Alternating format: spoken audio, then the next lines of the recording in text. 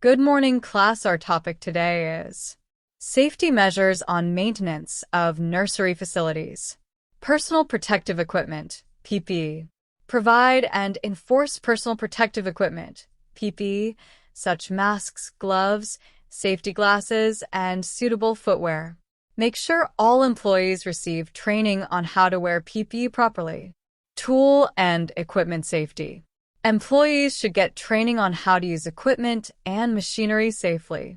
To avoid mishaps, maintain your tools and equipment in good operating order. Chemical safety. Pesticides, fertilizers, and other chemicals should be kept in a safe place with good ventilation. For all compounds, use the appropriate labeling and safety data sheets, SDS. Employees should get training on safe handling and application techniques, including PPE use. Ergonomic practices. To avoid injuries, promote safe lifting procedures and ergonomic habits. Offer instruments and apparatus that alleviate fatigue and enhance productivity. Emergency preparedness. Make sure staff members are aware of their whereabouts and have first aid supplies on hand. Establish emergency protocols in case of mishaps, chemical leaks, or natural calamities.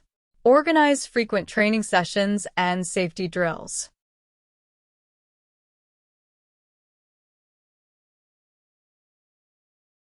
Tell whether the statement is true or false. Write T if the statement is correct and F if the statement is false. 1. To avoid injuries, promote safe lifting procedures and ergonomic habits. 2. Employees should not get training on how to use equipment and machinery safely. 3. Pesticides, fertilizers, and other chemicals should be kept in a safe place without good ventilation. 4. Provide and enforce personal protective equipment, PPE, such masks, gloves, safety glasses, and suitable footwear. 5. Make sure staff members are aware of their whereabouts and have first aid supplies on hand. Divide the class into 5 groups. Let the students visit the nursery facility in your school and provide each group with a safety audit checklist. After completing the audit, have each group develop an improvement plan to address identified hazards. The plan should include the specific actions to mitigate each hazard, e.g., replacing worn PPE, properly storing chemicals, assigning responsibilities for each action, a timeline for implementing the improvements. Encourage students to think creatively about how to enhance safety in the nursery.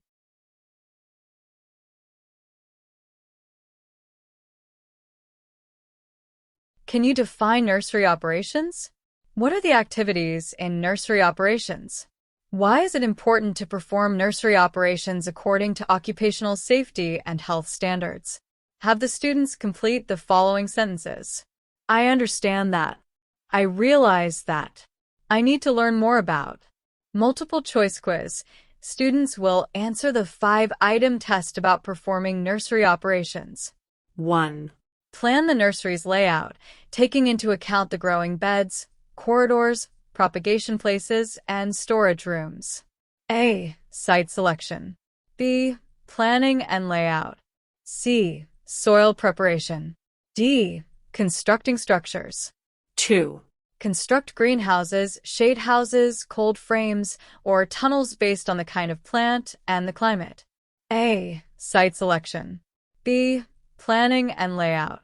C. Soil preparation. D. Constructing structures. 3.